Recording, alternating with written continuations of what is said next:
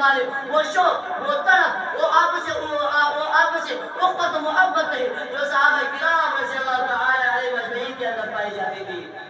اسے عام صحابہ کرام کی زندگی کے تقریباً 90 زخم آئے، سر سے پاؤں تک زخم ہی زخم نظر آنے لگے۔ کتنا عجیب منظر ہے۔ آپ صلی اللہ علیہ وسلم تشریف فرماتے ہیں اور کہتے ہیں اے ام عمارہ، آخری کوئی بات رہ گئی تو کہہ لو۔ بی بی ام عمارہ رضی اللہ عنہا عرض کرتی ہے آپ صلی اللہ